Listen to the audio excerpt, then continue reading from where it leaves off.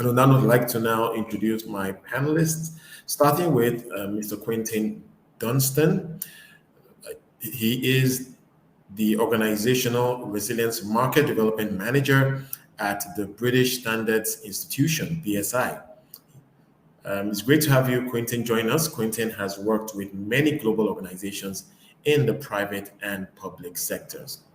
Hi, Wole. Thank you very much. I'm super excited about the talk that's coming up. I listened very intently to what people were saying yesterday, and there was a lot of insight, and hopefully some of the things that I talked about today will make them make sense. I'm excited that you're excited, so let's get to it.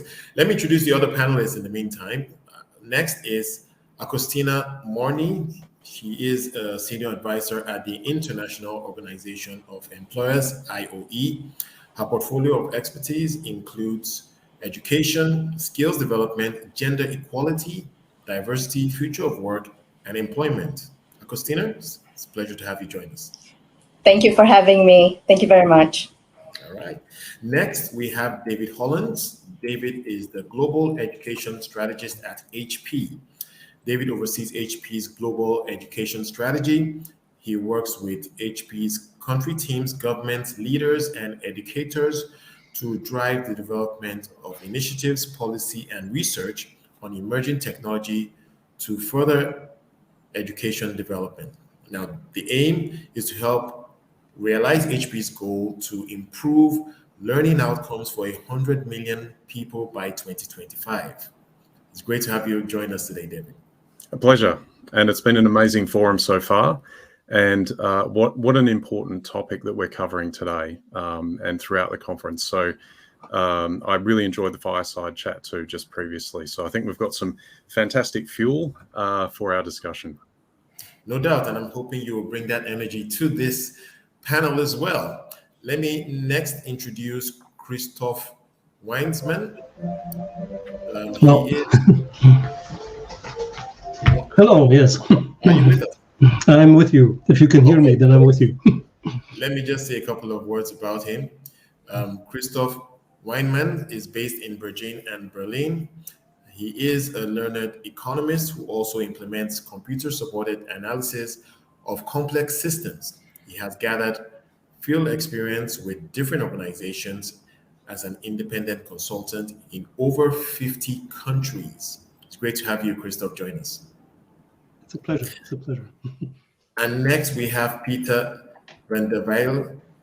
Peter is the team leader for the Workforce Strategy and Future of Work team at the Human Capital Practice of Deloitte, Belgium. He combines over 20 years of experience in communication, learning, marketing to design learning strategies tailored to the needs of the business and the learning persona. It's great to have you, Peter, join us. Thank you, Wole. Great to be here and excited to be participating in this interesting forum and this interesting discussion. All right, so let's get right into it. I'll start with you, Akustina. And very short question, and you can help us set this tone here. What challenges does the high uncertainty and disruption of today's force have on companies? And okay, let me just rephrase that. I would say, what are the biggest challenges that the uncertainty and disruption that we're seeing today have on companies? Thank you, Wole, for that question. Please do call me Tina. Thank you very much for including us as part of this important discussion. For those who are not aware of what we do, IOE, the International Organization of Employers, we represent the interests of the private sector through employee organizations who are our members. So inherently representing the views and interests of more than 50 million companies in more than 140 countries, both developed and developing, and not just representing the views of large companies, but also micro and small, medium enterprises. So to your question, Wole, with regards to the challenges faced by companies today, we're seeing, of course, all these mega trends on the future of work, and I'm sure Peter is aware, has been following that. Basically, the changing demographics, climate change, globalization, which is not new, but it's happening at the same time concurrently with the digital transformation. Of course, the geopolitics is not helpful, because we're seeing a lot of the consequences on that, on inflation, global supply chain disruptions. But the pandemic for sure has amplified a lot of the existing structural changes and problems that we've already seeing at the national levels, and that's impacting a lot on the labor market. We're seeing a big gap between labor market demand and labor market supply. It's increasing uncertainty, that's for sure. We're seeing a polarization of labor markets. And for us, we're also noticing unacceptable high levels of informality. So already before the pandemic, 6 out of 10 workers are working in the informal sector. And that's a really huge challenge, because informal workers do not have access to social protection, for example. So there's also, we're hearing from our members, it's getting more difficult to run a business. It's getting more complex.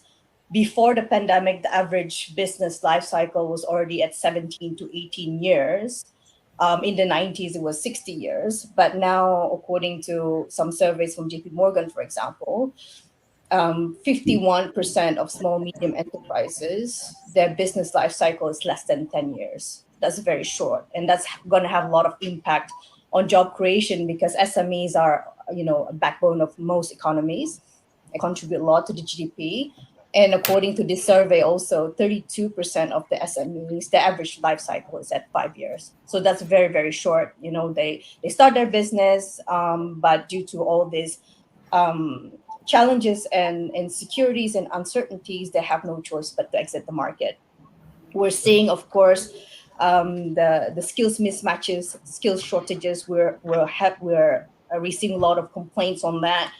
Employers are finding it really, really difficult to find the talent that they need. The gender gap, of course, that has to be addressed, because that's a huge potential for job creation and also livelihoods. The digital divide, I've heard from the fire chat as well. Half the world's population do not have access to the internet. And it's not just digital divide, but also the skills that come with it. You need to have the right skills as well, right? The digital skills to use the internet and to maximize and harness the opportunities that it can provide.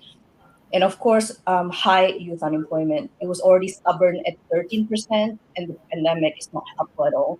And of course, we're seeing the pandemic impacting a lot on the health and safety of workers. Employers are trying the best to also address those issues.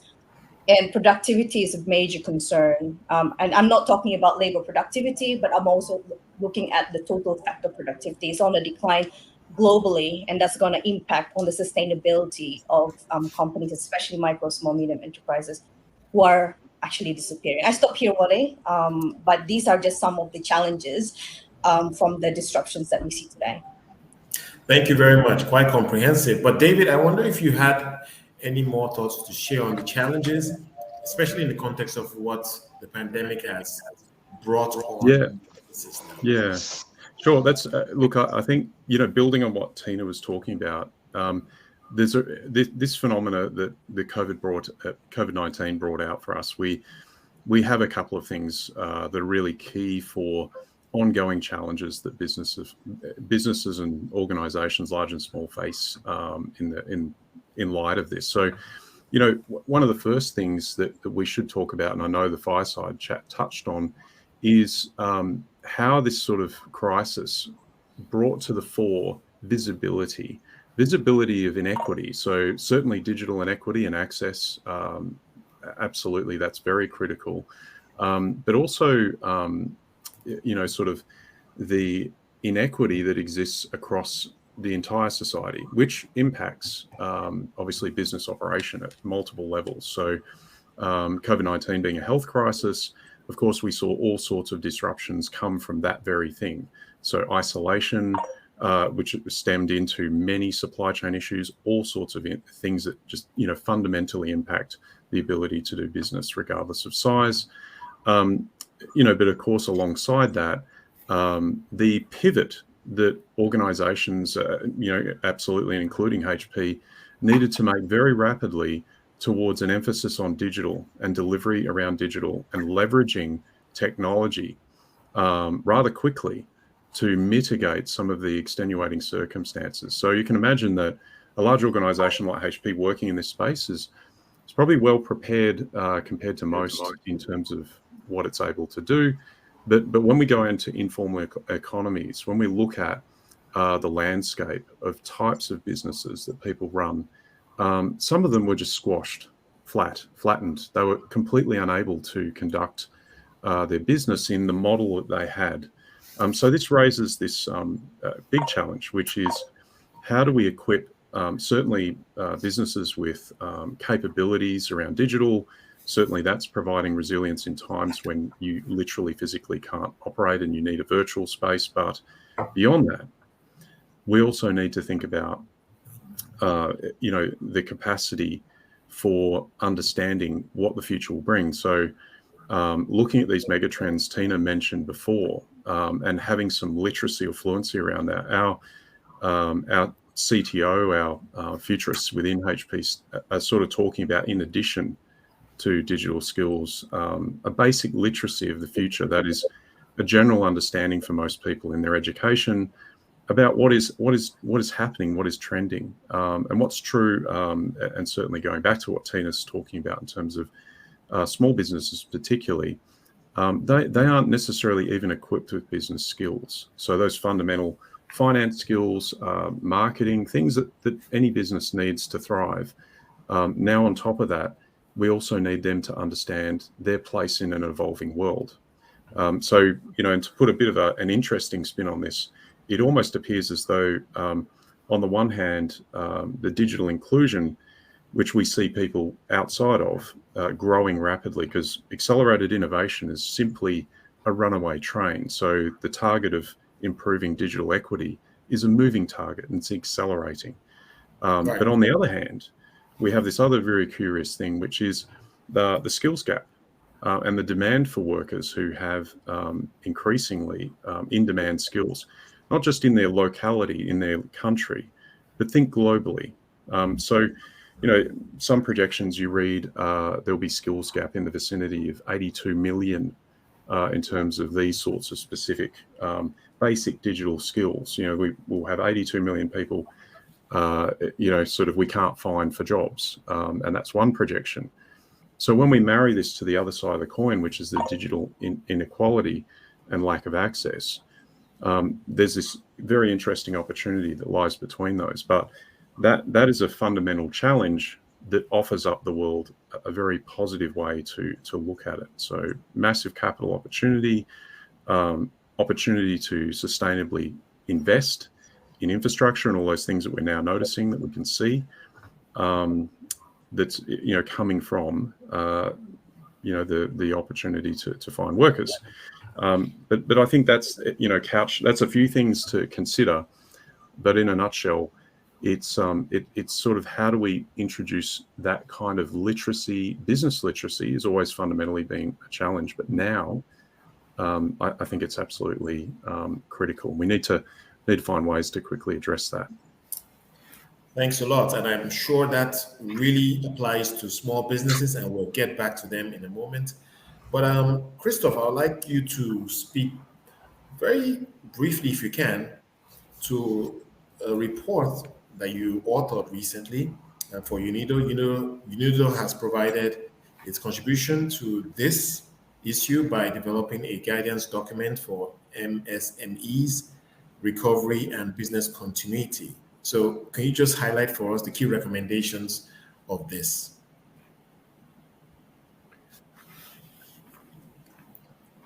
All right, I think you are muted, so you may need to unmute. Thank you.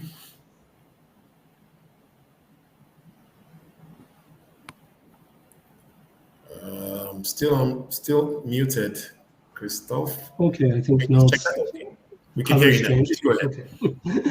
No, thanks again for having me here, and I'm very excited to join this discussion because I see we come from sort of different walks of life, right? And one of the walks that I was on in the beginning of the pandemic was actually the onset of the pandemic directly in March 2020, when essentially China was completely locked down already, and we had all of those small businesses that were just mentioning, not only them, but of course the rest of the economy in standstill, virtual standstill, and we had to come up with some kind of guidance, or at least that was our ambition, how to help them in that specific situation. So the document we drew up is maybe a very unique document in the sense that we immediately knew that we wouldn't have the answers, right? So our strategy then was to say, well, let's equip the businesses with the questions to ask, right, in their particular situations, so that they could find those answers by themselves, by working through different sets that of questions that we typically need to work through when we are talking about recovery planning, for example.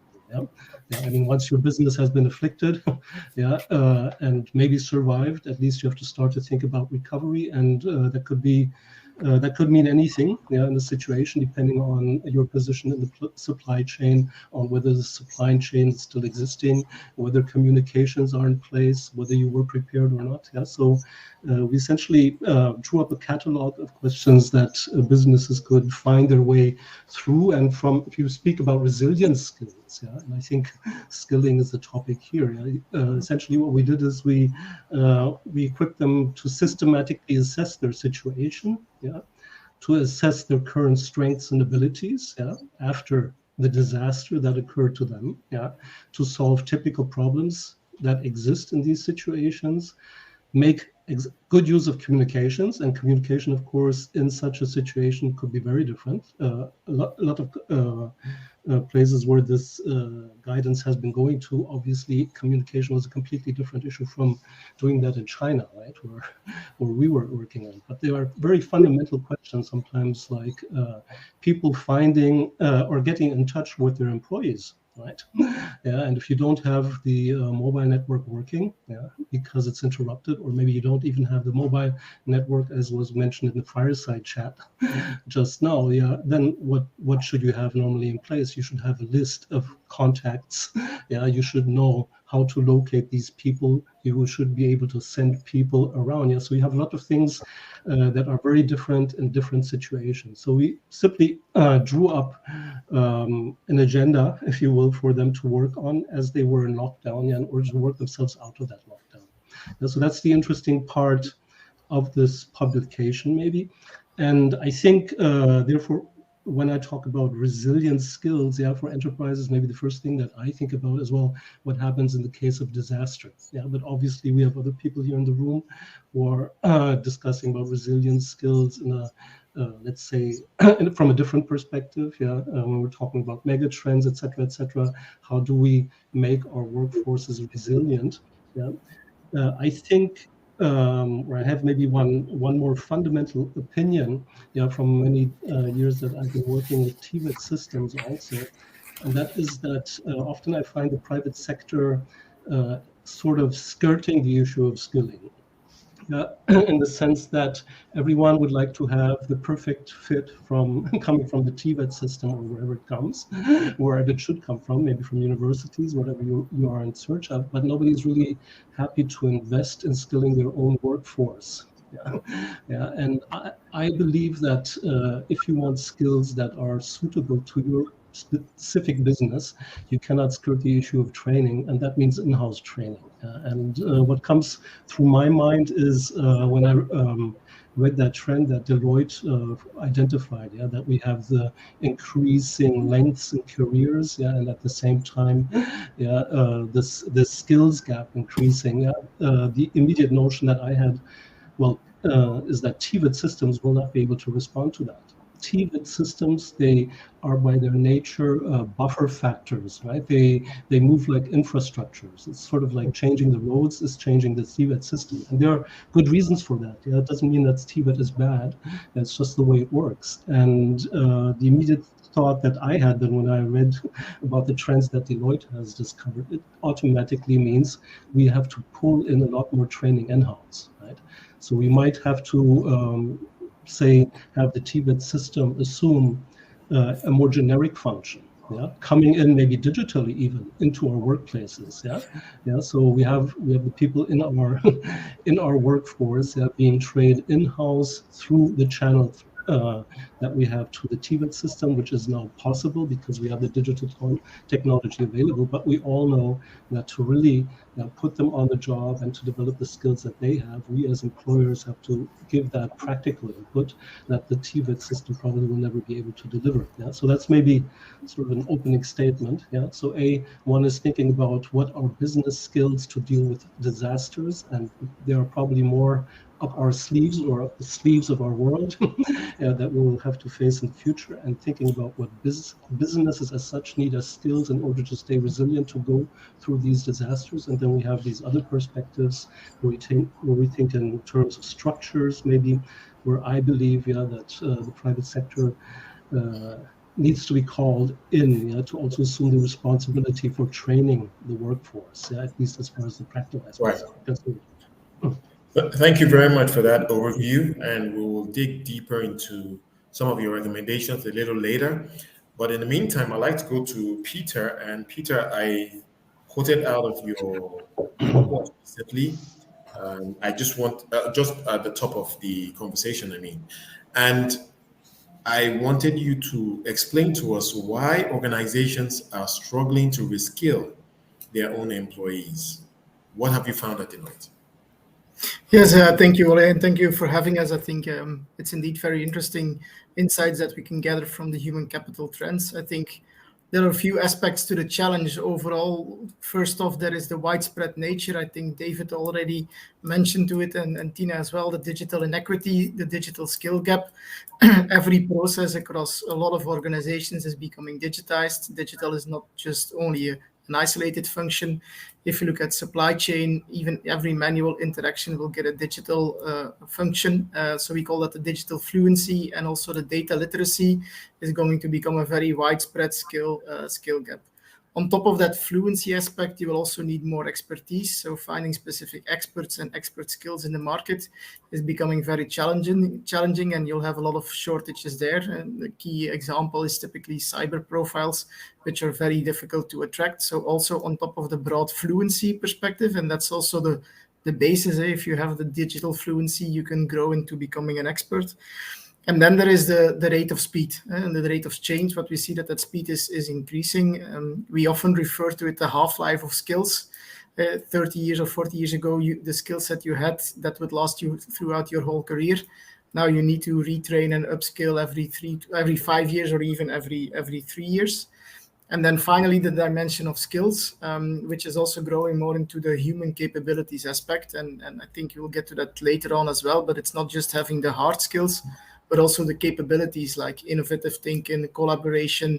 Those capabilities will become also more driving to really build resilience.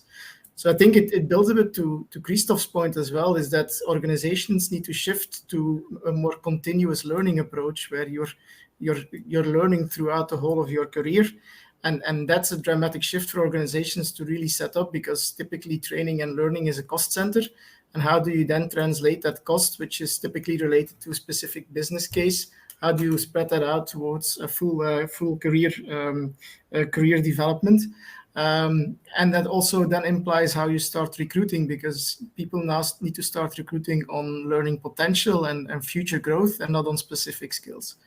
We recently published a new research, which is on the skills-based org, which is basically the fundamental shift on how you can redesign your organization structures to really make skills a key component in how you organize your performance management, your talent development, your recruitment process, to really start looking at skills and allowing people to take their own career in their own hands.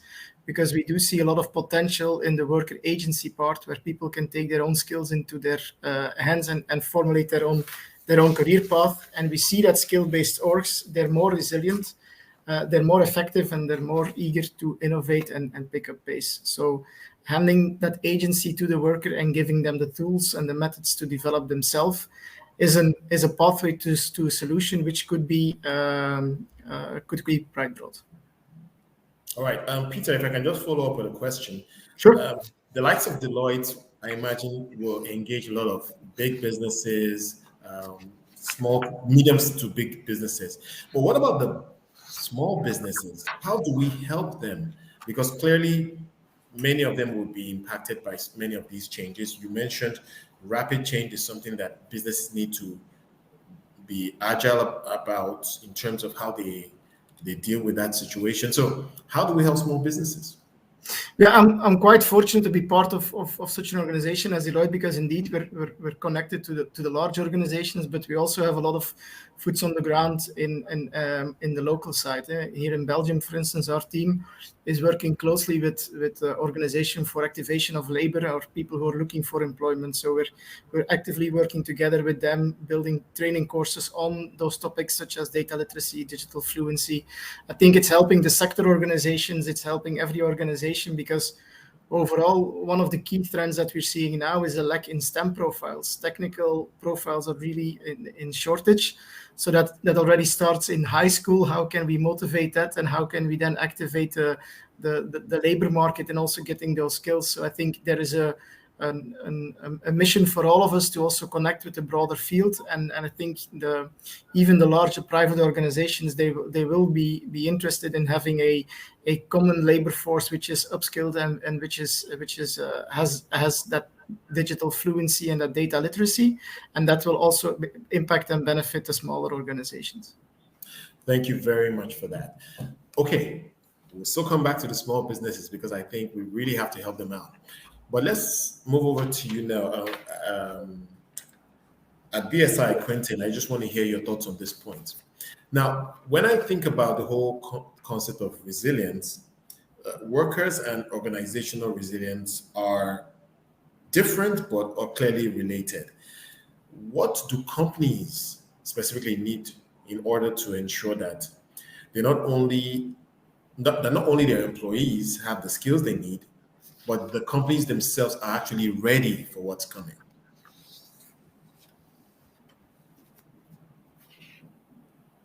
You need to unmute, Quentin. That's right. So thank you, Wole. So in BSI, we're interested in obviously developing standards, which are statements of best practice. And what we did was we sort of took out sort of components of various standards to try and work out what it was that made an organization resilient. So I'm really interested in this particular area. So I'll just explain what I mean by this. So there are definitions of resilience, which I'll talk about. I'll just present a slide to show you what this looks like. So I'll share my screen. No, wrong one. Cancel. There we go. Right, you should be able to see a slide now. And yes, good. Okay, so this, I think, really illustrates what organizational resilience is like. And there's a real danger that organizations are unaware necessarily of the waterfall that's there. But first of all, what I want you to do is to just focus on the guy in the rowing machine. And this is what a normal business is like. There may be lots and lots of people in this particular boat, but that organization is trying its best efforts to row across sort of a quite choppy water. And you'll notice this person has got noise cancelling earphones on, so they can't actually hear the waterfall that's behind them. Most organizations judge their performance by looking backwards rather than necessarily anticipating forwards. So it would be really great if there were people out there who could look at this picture and say, well, here's the waterfall that's coming. All right. Now, as you broaden that view, as you broaden your perspective, you'll start to realize that this analogy has got lots of components to it. It's the current. What direction is the rowing boat going in? What is the waterfall? So we've had things like COVID, we've had energy crisis, we've had geopolitical instability and so on. And it's the role of the leaders within organizations to understand or work out what the next steps are. So if I just move the slide forwards. So, sorry. jumping. Right. So we looked at 4 key components of organizational resilience. We realized that the 4 key components focus on leadership, people, process, and product. And under each of those areas, there are 16 elements which come from particular standards. Now, they're just single words, but they have really big meanings to a business. They're a bit like 16 plates on sticks that are spinning, and most of them will stay reasonably stable some of the time, but as soon as you start to get shocks, the plates begin to wobble, and there's a knock-on effect between these plates. So once one goes, another one goes. So for example, if we have a governance problem, whether it's geopolitical or whatever, that causes problems with potentially the vision and purpose. It may affect the supply chain, it may affect the financial aspects of the business, and so on. And each of these elements are really, really key components. So the first part that we work with organizations to do is to get them to understand the ecosystem that they work in. If you go back to that original slide of the waterfall, that individual in the boat could be the person who's joining a TVET scheme. It could be a TVET institution. It could be a company. It could be a government. Those 16 things apply with whatever scale you're looking at. And that's really important. So they'll have different meanings for different people. But horizon scanning, if we've got a way of communicating to tell people what is likely to come forward. So you heard in the previous talks, person was mentioning futurists. They're really important because nobody can predict the future exactly, but companies have to organize to make sure that that happens, and building the skill set and the people within the organization is really important. So just moving forwards, another slide. So what BSI did was they took those 16 elements and we asked CEOs from around the globe what their perception of their performance was for each of those elements. So it's like a pulse check. And then we benchmarked those so that we were able to compare people by sectors, by age of longevity of business, by revenue size, and so on. And what this does is it opens up the discussion within the business. So if you imagine businesses, particularly large ones, having many very big departments, which are all like mini empires, we want those mini empires to talk to each other and collaborate so that they understand what the vision and purpose is and they align towards that. And this framework helps organizations do that.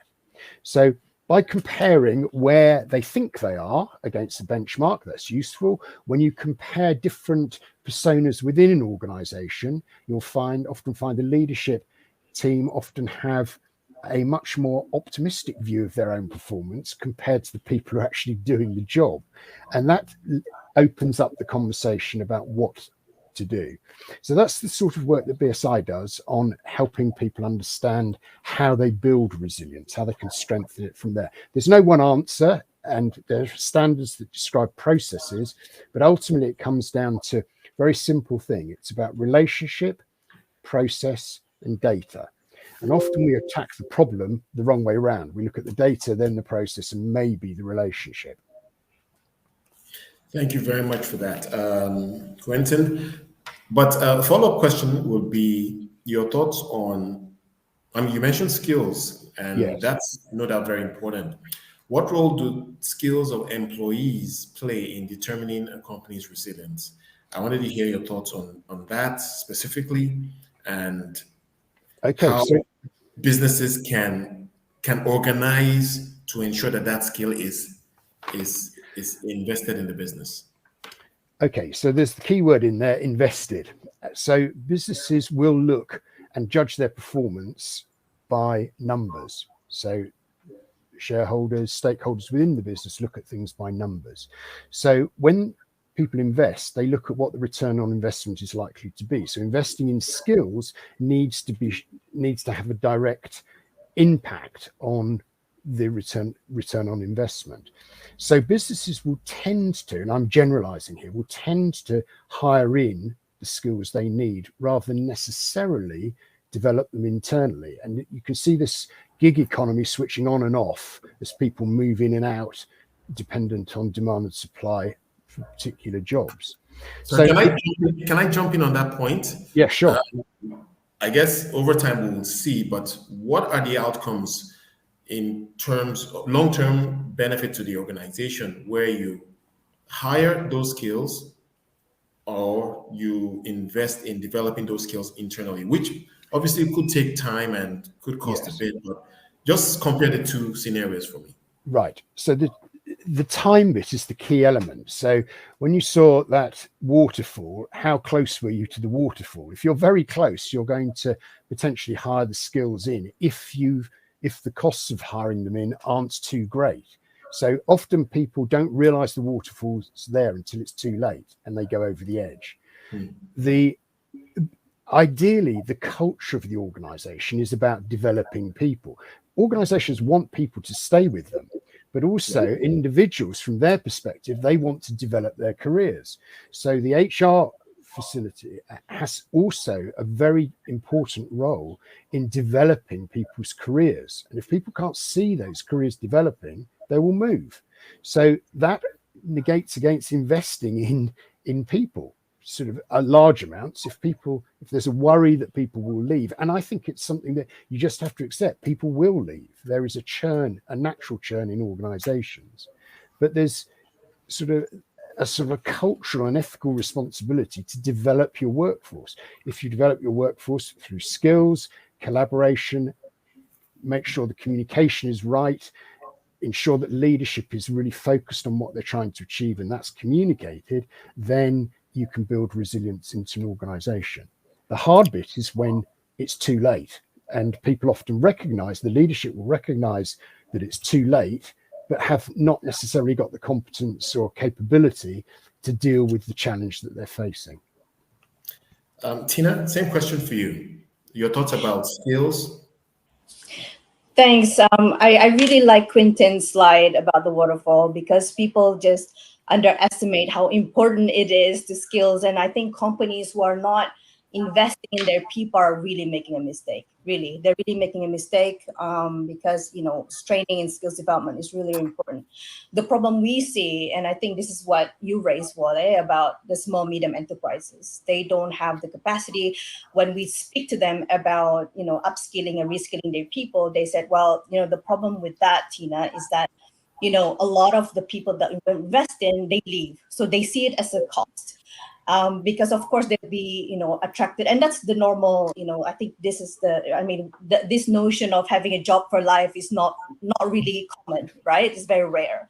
So that's the concern, and so then in that case, we really have to work on this narrative. We need to have a culture of lifelong learning. It's a joint responsibility of not just workers. And to your question, Wole, it's really not just employees that need to upskill. Employers also need to upskill. We need to be a learning organization.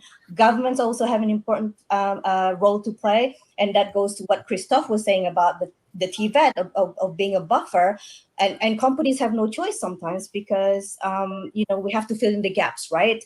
There are a lot of issues with TVET systems, on, a lot of the ministries, they don't talk to each other, particularly on the case of apprenticeships, for example. When we want to have an apprenticeship contract, which is linked to the skilling aspect, the Ministry of Labor would tell us, I'll go to the Ministry of Education and vice versa. So there's a lot of, a lot of consultations also with the private sector.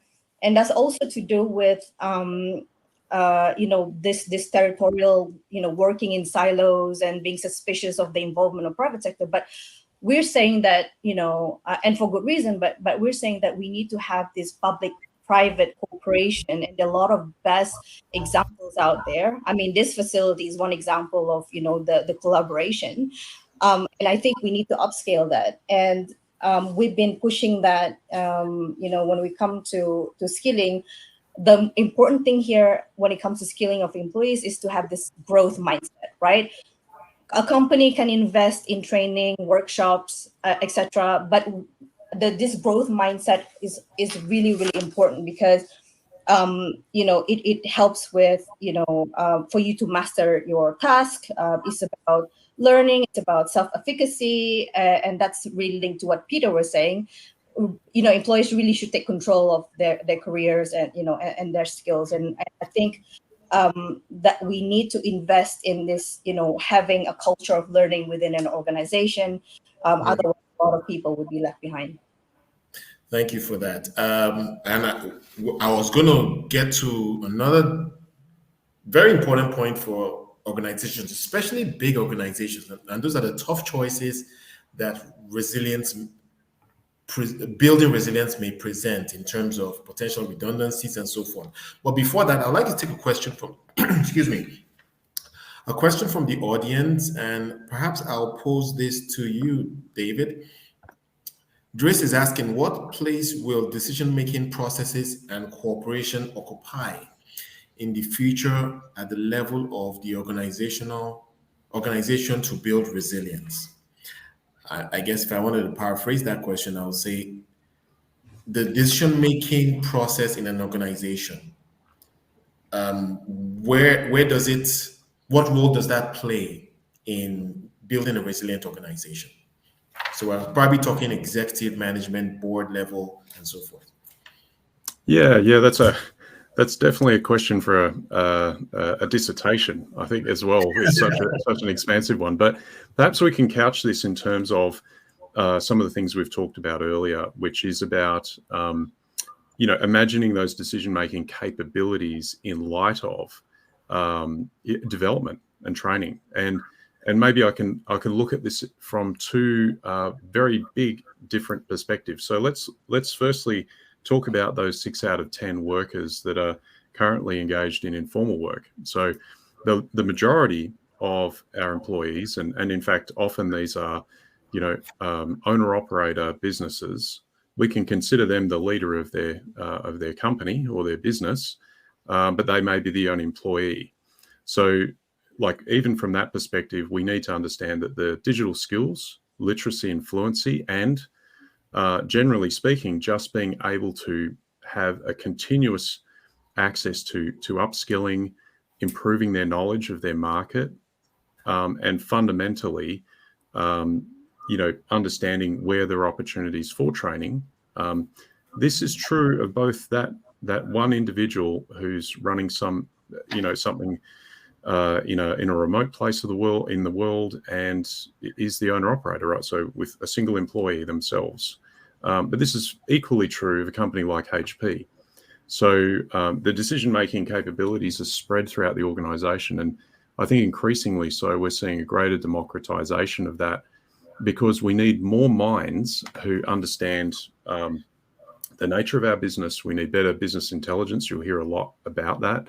And of course, the upside of providing ongoing skill development across the organization is not just the board members and the senior leadership team, but in fact everyone who works with them and underneath them is able to understand what is happening, because again, we're talking about resilience, so they can play an active role in helping ensure that we have quality data from people who are skilled. So I think it's true of the very smallest informal owner operator, and it's absolutely equally true of senior leaders. So much like the picture of the waterfall, we need leaders who have the access to development, because certainly if they have static perspectives on the nature of the industry that they're in, the markets they're in, big or small, then COVID bore out some pretty horrible truths about what can happen next. Got it. I'm going to invite Fifi to join in as we begin to round up. I think she may have some questions as well. But I wanted to get to the point about tough choices. And Christoph, I'll take this to you, because in building resilience, sometimes you have to take some really tough choices, especially for large organizations. Those choices could mean major investments. Those choices may mean major redundancies. Those choices may mean a complete overhaul of the business model. What are your thoughts about that, and what's your view on how businesses can navigate that?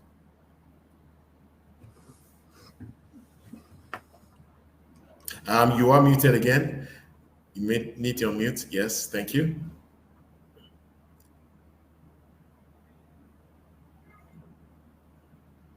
Okay. No. Yes, go ahead. Okay. I think that again is a big question, but I think it's a good opportunity maybe for me to touch upon one thing which I believe is either currently overlooked in the whole discussion, or maybe is an elephant in the room. You know, I'm really not so sure about that. If we talk about achieving resilience, I often hear this phrase like bouncing back. Yeah, but bouncing back, after a disaster, or after a fundamental change in the economy or in your supply chain is not bouncing back. That's bouncing back typically is what we would call is stability, right?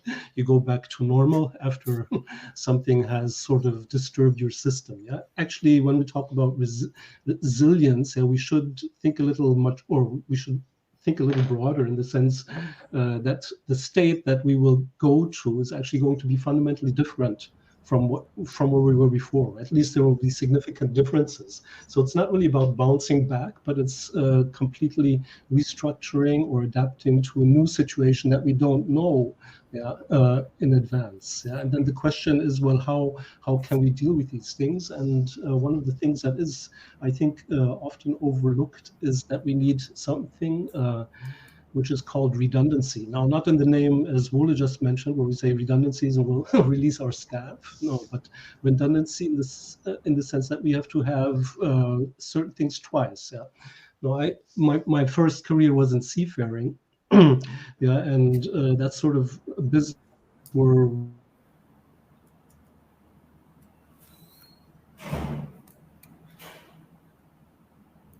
and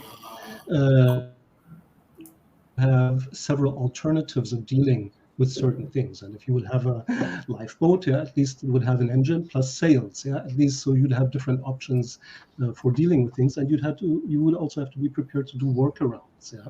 And I think when we want to be resilient as organizations, we have to make sure that we put in place the systems that these redundancies. So if A fails, I can still do B. And I have to develop a system of workarounds for the different things that might occur. And I see these. I see this preparing for resilience in developing workarounds as a learning opportunity. By identifying different ways of dealing with a certain hazard, for example. You will learn about your organization, you will increase the capability of your organization, and you could maybe even be inspired for organizational changes that you might want to implement. That would continuously increase your capability of responding to these kinds of crises. But you also must be aware as an enterprise, and I think the largest enterprises are maybe most easily convinced that they must create redundancies, but it's very difficult for people who are working on an income, which barely satisfies their daily needs. So I think we have this whole big range, and we can learn things from those big companies who might have the ability to introduce those redundancies. But at the same time, we must also acknowledge that maybe some of these people will not be able to create these additional measures to protect them. And that is maybe where we have to think about the communities around us. What do we as companies do for the businesses that we're interacting with the community? Do we have responsibilities? Are there redundancies that we can create for them or jointly with the community? So I think if I think of an uncertain future as we're anticipating, it should always include, well, how do we as companies work with the community that we are in order to deal with all of the different possibilities of or uncertainties that the community might face. And I think that may create additional reservoir or additional resources for all of us to be able to better go through these times. But I don't I don't want to use up so much time now speaking, but I think this concept of creating redundancies, actively creating them, I think is a very important one. And it's something that, of course, will have implications for cost.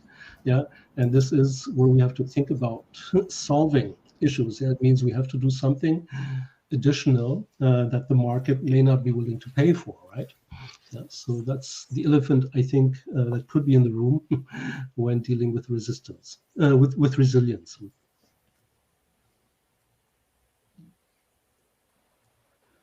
All right. Fantastic conversation that you guys have been having. And so I thought to myself, let me join in. Good morning. I think we're still in good morning and good afternoon to you all.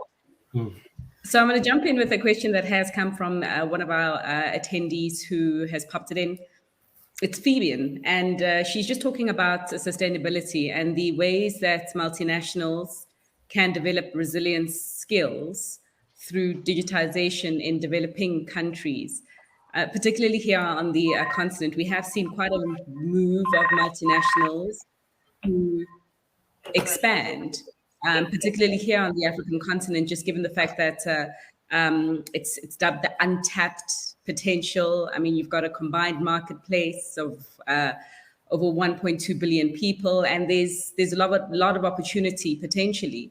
But with that said, a lot of our workforce, for instance, in the informal sector, and for these multinationals that are looking to expand further using technology, how do they do so sustainably in developing countries that are also on the continent? Tina and Peter, I don't know if you want to jab at that question. Sure, Peter, if I may. For sure.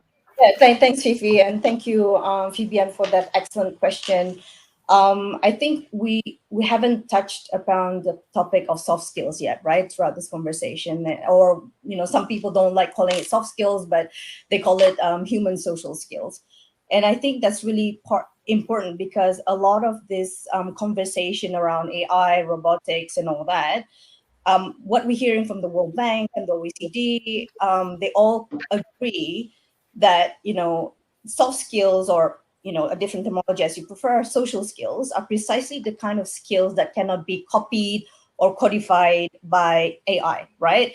So we really need to, and I think that's really linked to the TVET system and, the work-based learning, non-formal, formal learning, which also we should not underestimate the power of informal and non-formal learning as well. The skills have also evolved, right? So the human social skills, I mean, when we look at one of the vacancies that was advertised in 1972, the skills that were needed, and I'll read it out, was deliver excellent customer service, adapt to your workplace, please your manager, whatever that means, learn and know the skills of your job. Whereas when you look at what the World Economic Forum says, the skills that you need in 2025 are skills like analytical thinking, active learning, complex problem solving, creativity, and that's also validated by the LinkedIn report on transformation learning development, resilience and adaptability, emotional intelligence. All these kind of skills, I think, need to be part of the conversation because, a lot of the education systems at the moment, they're not promoting that. I mean, they're promoting that on an ad hoc basis, but that needs to be done on a systematic way. So to answer Fabian's question in a very simplified manner, I think resilience skills should also take into account all these other human social skills that, that would help us take advantage and really maximize the opportunities that digitization can offer, especially in developing countries. All right. Peter, just your take on that. I mean, we're talking about, I think, sustainability tying in very nicely with the next question about some of the long-term solutions that companies can put in place here to pursue their objectives while also handling the tensions and the pressures that are brought about by short-term needs. So addressing the short-term needs, but also thinking about those needs in a more sustainable and long-term way. What would you say about that? And just also feel free to make a reference to the multinationals doing business in developing countries. Yeah, I think also on the previous point, and I think what you're hearing throughout this conversation is that it's not an or story, but an and story. And I think I fully align with what Tina is saying. And I'm keen to add in yet another level of complexity there is, I think, what we're also seeing is that there is a huge pressure now on leadership and management and new leadership to really foster a lot of culture and innovation and collaboration. We are seeing a shift from what we are calling business-centered leadership towards more human-centered leadership. And I think also with the reach out in developing countries, one of the key things in developing leaders is also the mentorship and the international experience. And I think the human capabilities that Tina was mentioning is something that's really important also in that leadership. And that's also a way to bring that into the developing countries and also in a more sustainable, more sustainable way. I think zooming out between the short-term and the long-term needs, what we see that businesses are typically struggling with is really the planning of which capabilities do we need in 3 to 5 years from now, and being able to tie in any financial planning or strategic workforce planning with and translating that into skills and capabilities will offer them an outlook towards the future, and that will help them to navigate. And I think also to the previous question, how can we assess which skills and capabilities do we need? We typically use the framework built by Borrow Bot, where we want to identify which skills do we want to build. That's this upskilling, the training. Which do we want to buy in the market? That's the recruitment. Which do we want to borrow? And that's the gig workers, the partnerships, temp workers. And which roles can we automate? And I think the automation part is also a very interesting part because it can also help take away some of the more mundane or administrative tasks, and it can really return some of the tasks to become more meaningful. And that's also what then drives the workers' passion and commitment. So I think overall, that's a key need that we see in short term to really align your business strategy with the talent strategy and translate that into a capability need. I think overall, unlocking the passion of the worker is a key topic where we can really make sure that the workforce feels empowered. Psychological safety on the work floor, feeling able to grow and to innovate is very critical, and being handed the tools, but also being handled the support and the trust to really implement the learning in the flow of work. And then we mentioned it earlier on, and I think we also shared the link, the shift towards a more skill-based organization where you can develop your own career based on your skills, be rewarded for that, and start looking at how you can further plan your career. And then finally, and that's more on the long term, the organization and the relationship between the employee and the employer is really shifting. The employee also has more power, and they're more organized from their own. They're also demanding more purpose-driven and more commitment from their employer. So that's really a key topic also to take into account. And an interesting one, I think, to see how that relationship develops and how the employer adjusts to this slight shift in power on the employee. Don't you think, Wole? Oh, no doubt, no doubt. But I have a very thought-provoking question for the panelists, and I'm happy to have anyone chime in on this point. And that is the point that was made earlier. I believe it was by Quentin, building a culture of lifelong learning in an organization. It seems to me that most businesses are under pressure to deliver profits, and that culture is pervasive. I think the pandemic has shown us that there can come a point where that is no longer a motivation. So how do we infuse that culture that would clearly help most organizations prepare for future challenges, to be more resilient? I wonder if anyone would like to take a stab at that. We have many. Let's go to David first. Go on, David. Sure. Yeah. So I think we were talking about this before. Out of necessity, HP, the company I work for, multinational, founder of Silicon Valley, they've absolutely got on top of this because we might be talking about these advanced skills that we want to hire in, and once again, you can't. So if we think about fields like cybersecurity, it's one of my favorites, and certainly, again, those sorts of fields, despite your desire and capital in hand, you literally cannot find people. Right now, there's over 3.5 million jobs unfilled in that area. And so the capital's there. So these are sorts of things that aren't getting better, they're getting worse. So there are disconnects there. So what does a company do? So absolutely, it's about embracing that and saying, well, there may be, speaking to them, the passion and motivation of our employees, of which there are many, there may be those of us who are actually quite interested in that field. And so micro-credentialing, micro-learning is something that the whole company's embraced. Now, cybersecurity is an interesting one, apart from the fact that it's a fabulous opportunity for any young person in the world right now, and certainly for the continent, because it's a global job that can be done from anywhere. You just need the digital access, and the returns are huge. But someone's jumping. But what is the cost to HP in addressing that? Short-term costs, it certainly comes out of your OPEX, right? But here's the interesting part. So I want to use cybersecurity as a very interesting case example about digitization of the world.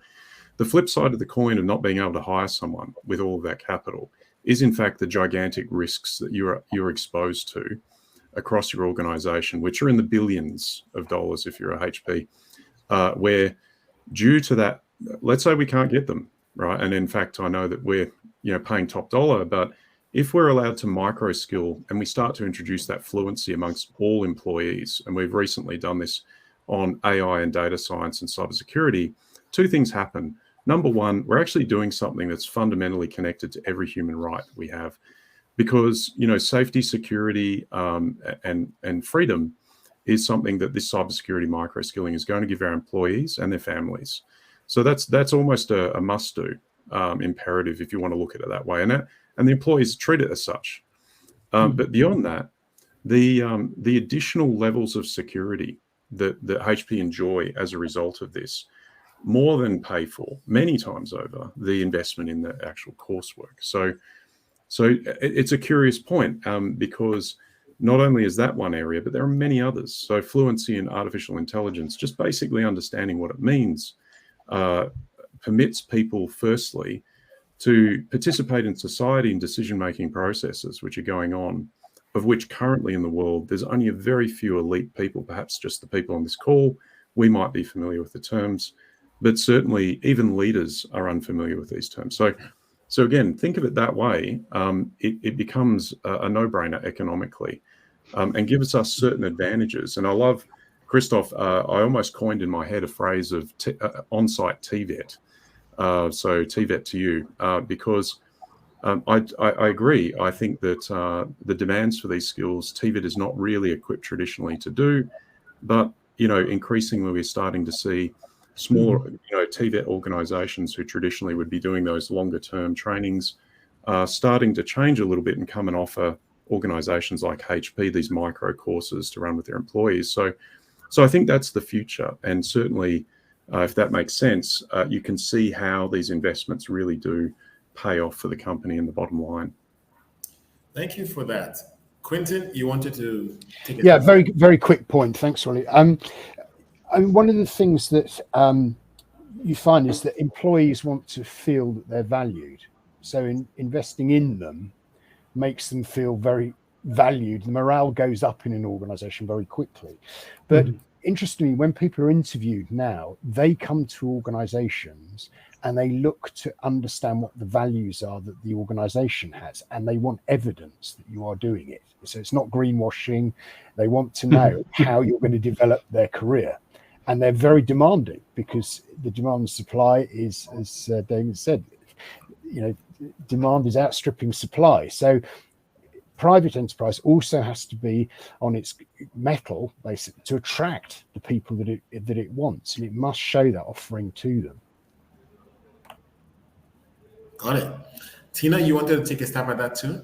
Yes, please. Thank you, Wole. And I really like your question, Wole, because it's really like playing a devil's advocate to kind of trigger a reaction from the panelists. I really like it. And I guess my first answer would be, there's a difference, right, between making a profit and profiteering, which is another more extreme version of that. And I actually agree with what David said. With a lot of companies, not just large ones, but also finding the right people. We are really facing a huge skill shortage, and this was already identified by the International Labour Organization, which is, as you know, a tripartite organization with workers, employers, and governments, and we're trying to find solutions to that. And yes, TVET, and we've been talking about this, there is a disconnect there in terms of helping labor market demand and supply. There's a gap there. And so companies had no choice but to create their own academies or creating their own training centers. But we need to also be conscious of the micro, small, medium enterprises who do not have the capability. So when we talk skills revolution, I mean, the businesses, they can't do it alone, right? So we need the governments with us. It needs to be a joint effort, of course, together with the employees. And the governments also, I mean, we would appeal to governments also to create this enabling environment for businesses to grow. So all the policies should be enabling to create jobs and employment, especially for young people. And I think we should not underestimate the value of social dialogue, where you have the tight constituents, you have the employers sitting down the table together with the workers, together with governments, because I think this is one way to address the issue of creation and skills.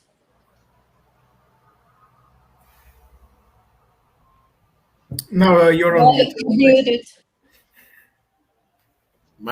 My apologies. I was going to invite Peter to comment very briefly as well, because I have another really thought-provoking question for you guys. Go ahead. I think this panel likes thought-provoking questions. Just quickly building up on that, I think in terms of profitability, what we are seeing is that your workforce will become a unique competitive advantage of your organization. It's no longer just going to be the skills, but it's going to be the ways of working, the ways of collaborating, which is really going to drive efficiency and speed. And that means that you will have no other choice than to invest in that learning and in that upskilling, because you need to empower and you need to unlock that human potential of your workforce. And that's going to be the key driver to be successful in the market. It's not just going to be about efficiencies in processes and tooling anymore. That's also still going to be important, but we're also going to add up that additional layer of speed that's coming through the workforce. Got it. All right. My next question is, it's a real challenge that we're facing in my country, Nigeria. And it's actually so serious now that we've actually coined a term for it. It's a local word called Japa. And so basically what's happening is that there's huge migration of workers out of the country. It's causing a huge challenge for many organizations, from banks to oil companies, name it. And my question essentially is, how can companies be resilient or build resilience around that? Because I imagine that to some extent that is happening in other either industries or countries. And I just want to get your thoughts about dealing with that. Anyone? Any takers? Well, it's a tough one, and that's probably why you asked it. I think there are different things coming together in these contexts. I think we've had, especially in sub-Saharan Africa, there's always been the question of brain drain, right? Because as soon as someone was highly trained, they would find other employers in other countries who would be equally willing to employ them. And that creates a natural brain drain that is difficult to resist. And it's particularly acute, I think, in the digital area.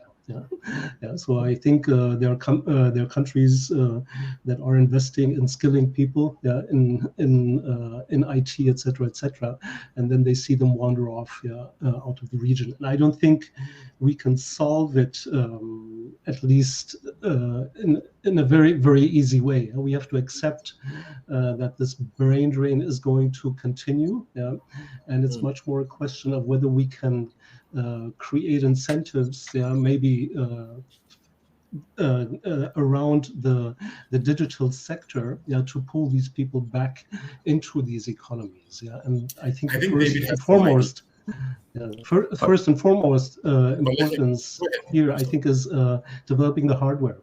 Yeah, I think we've heard that in the fireside chat before. Yeah, access is an issue. Yeah, so what's really fundamental, and I'm sure, and I think Nigeria is moving forward on that. Right, you're investing in hardware. Yeah, but maybe yeah, if we can boost that more strongly and on the whole continent, yeah, we will create conditions where all of a sudden the digitals in Africa can decide they will stay because they're interlinked with the rest of the world. They can work from home or whatever we can do. All of these advantages that we have in the digital area. So I think that's sort of one of the key factors that I see for keeping these people on the ground. Yeah, put the hardware in, and this is where government, of course, has a key role to play. David, you have some ideas? Yeah, I'm very passionate about this one.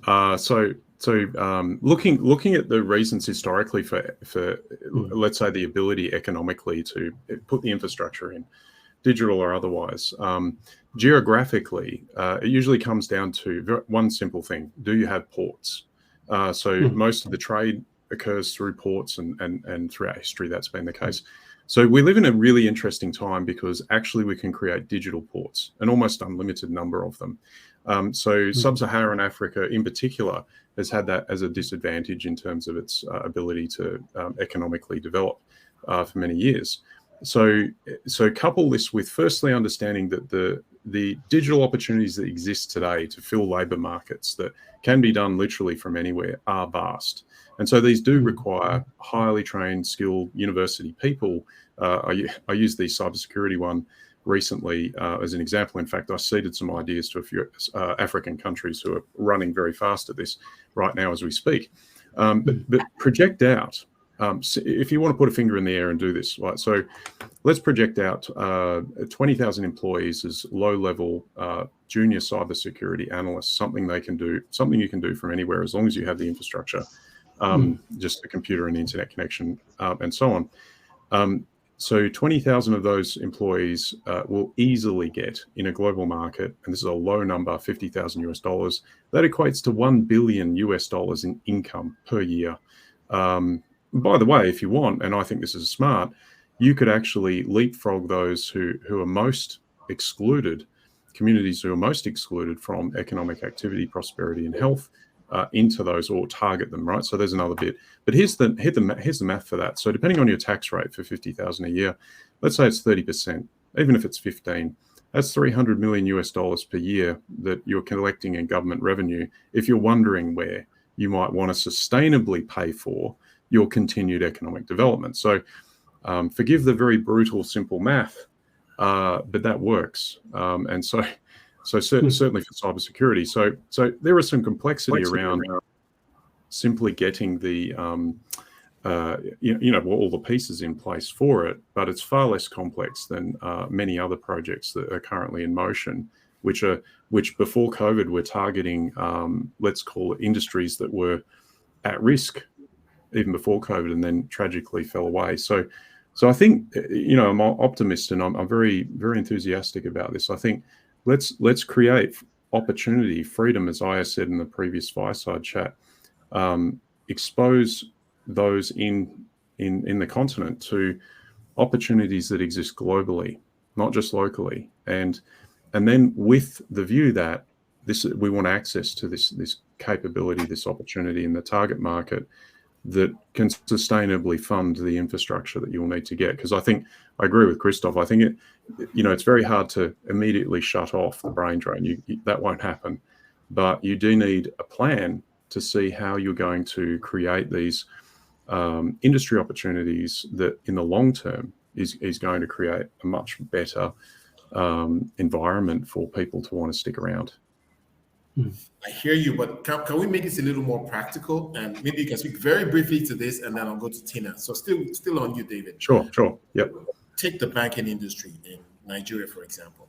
Yeah. As I mentioned, I know many senior management people that are literally scared when any of their juniors walk into the room. They feel this person is about to resign, heading out to North America or Europe. So how does an organization deal with that in a practical way? Quentin mentioned, it was Christoph that mentioned incentives. What incentive can work there? Or should it be a case of the organization realizing that, listen, we're going to lose some of these guys. We need to reorganize ourselves in a way to manage this. So tell me. Yeah. So I think if there are lessons learned throughout COVID, specifically around the great walkout or the great resignation, even among sort of big companies like mine. So what did we learn from that? Well, we learned that a lot of what we used to talk about in terms of Maslow's higher order needs, self-actualization, these things that are important to people. So a sense of culture, and I know Quentin has that as one of the spinning plates that he talked about, critical resiliency. So I think in a lot of organizations, they have not yet undertaken a process where they're examining the motivations of their employees. So I think first and foremost, it's are these organizations having a look at what does motivate their junior employees or their junior execs?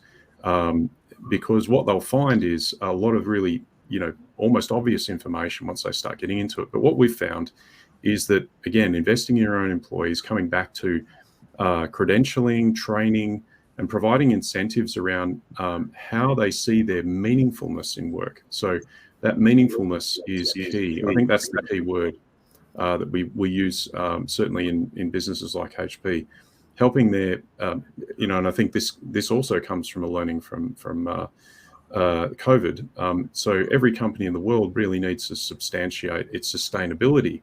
So often these companies that are losing particularly Gen Z or millennial workers aren't connected to the values of those workers from an organizational cultural perspective. So I think there are some really great opportunities for some of these institutions to undertake that work of looking into the motivation. And what we've found is that people are willing to stick it out, both because I'm absolutely certain they're very proud of their country.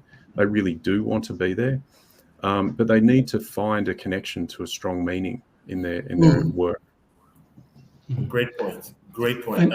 I might chip in one example. Okay, Christoph.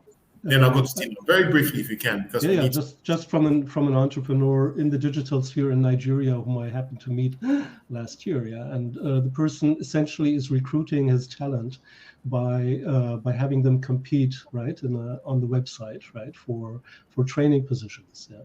And they will pre-select the best, right? And then they will offer them training, and that creates loyalty, right? Because they are offering the know-how, yeah. They're putting them to work in the business, yeah, and that's their way of recruiting, if you will, yeah. And they recruiting and making them loyal at the same time, yeah. So I think having that spirit, yeah, and having this ability to understand that you are investing in the training, and this will benefit you maybe 2 or 3 years later, or 5 or 6, yeah, is really something which we all need to nurture, yeah, because I think it's an important aspect. All right. Tina, you want to jump in briefly? Yeah, just quickly, I just wanted to react, and I am grateful that Christoph mentioned, and also David, on the brain drain, because that, but I guess that's, I think part and parcel of the reality when it comes to talent mobility, right? The most important thing, I think, when it comes to migration is for employers in particular, is that we want to make sure that, the rules and regulations surrounding visas and etc. needs to be predictable, and it needs to be, clear and transparent. And for us, I mean, we have a business group at the JFMD, that's following the, safely and orderly migration. We need to also prevent, this informal role players taking advantage of the situation and, being involved in illegal activities like forced labor. Because we, even us, we really want to make sure that there are rules and regulations surrounding that, and we very much value and stick to the principles of the ILO, the International Labour Organization, on fundamental principles and rights at work, and which includes eliminating forced labor. So we need to assist companies in terms of policies, and policy guidance from governments is very important, because that would help companies, update their HR policies when it comes to talent mobility. And as David said, we really need to give these opportunities to promote talent mobility. Great point. I'm really glad you mentioned that. Really important. All right, we need to round this up now. So I'll just give, if I can, plead with you 30 seconds or less, if you can, to just give some final comments, maybe starting with you, Peter.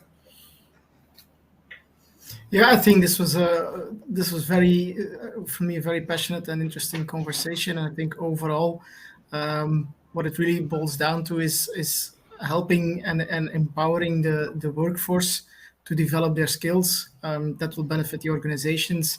We need to listen to them. We need to empower them so they can take the initiatives. The complex is too big to do it top down, so we need a grassroots bottom-up movement, and that's the role that we're trying to support organizations in rolling that out. Partly due to skills-based organization, but also our other methods in really empowering the workforce. Thank you very much. I'll go next to Quentin. Yeah, I think it's been a very, very interesting conversation. I think the thing that I would sort of emphasize, I suppose, is businesses moving away from sort of risk and reactive type approaches to more sort of progressive and flexible approaches, perhaps sometimes doing the things that are counterintuitive to help them develop their workforce through skills and development. Thank you, Tina.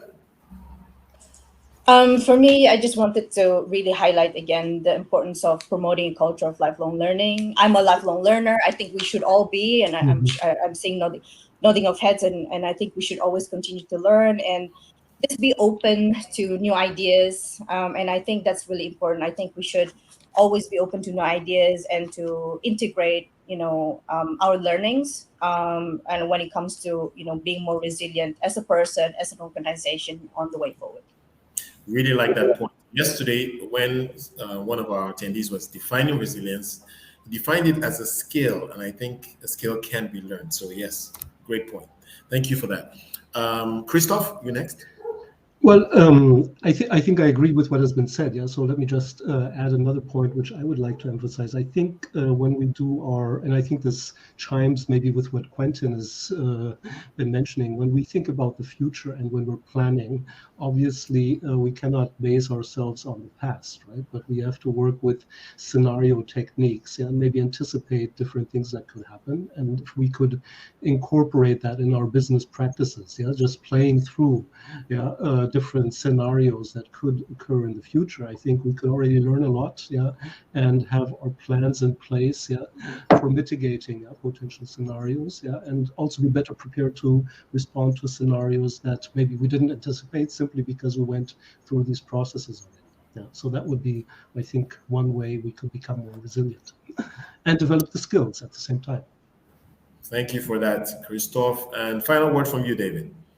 Sure. I like to think of resilience, and we've been talking about businesses, perhaps sometimes, in my case, isolated HP or other examples. But I want us to think about the community of businesses all over the world that help the world become a safer, better place by generating productivity and doing all things that they do, creating employment for everyone. And I want us to consider that our resiliency as a world of business is only as resilient as our weakest link, if we want to be truthful about it, right? So I think a focus on the least, on the weakest link that we have in the chain, and here we have assembled a wonderful community, both here in the group and online, listening, and I'd love to see that spirit continue, because we exist right now in an amazing opportunity, thanks to digital, so that we can assemble our collective intelligence, willpower, and heart, and really make a difference to those who are least connected to all of the things that we're talking about in resilience. And the future is bright because we have this capability. So well done, LKDF Forum 2022. You've done it again, but again, I want to encourage everyone to participate. From HP's side, we've got a goal of improving digital equity and accelerating that for 150 million. It's a new goal by 2030. And we can only do that at scale by being connected to everyone. So my call out is let's make a difference in the lives of millions in your country by working together. Thank you for that. That was so well said. Our resilience is as strong as our weakest link. I'm taking that away from this. Thank you so much to all our panelists. And it is a virtual platform, so instead of a real applause, perhaps with the clap emoji, I'm sure we can show our appreciation for our panelists today. Fifi, what do you think? Yeah, I think absolutely fantastic discussion. And I am inclined to agree with you in terms of, I mean, if we talk about resilience, you certainly are only as strong as your weakest link. I think that in terms of driving the resilience of the worker, I think there needs to be an appreciation of how investing in mental wellness is important in improving resilience. I mean, the panel did touch on it, but I'd just like to share an example also coming here from South Africa. So in this time that companies are trying to reposition themselves for the disruption that they're facing, and right now in South Africa, it's a big economic one with a lot of companies not doing as great as they would like to as a result of the slowness of the economy. What we have found is a lot of retrenchments taking place, cutting back, downsizing of workplaces, which is fine. But in that, what that's also brought is added pressure for the workers who do have jobs. And that added pressure sometimes hasn't come with the added investment in their wellness. Mental health is a real thing. And I think that as we do talk about resilience, I loved the emphasis on the employee and making sure that there is further investments in employee wellness to drive resilience, not only of the individuals, but also the organization. So that would just be my contribution, Wole. Absolutely. Very well said by everyone. Thank you so much again to our panelists. And we do see the appreciation on the chat with the emoji as I recommended. Thank you so much for doing that. So actually not a really short break, more like a lunch break now. And we'll be back at 1:30 p.m. CEST. So join us again.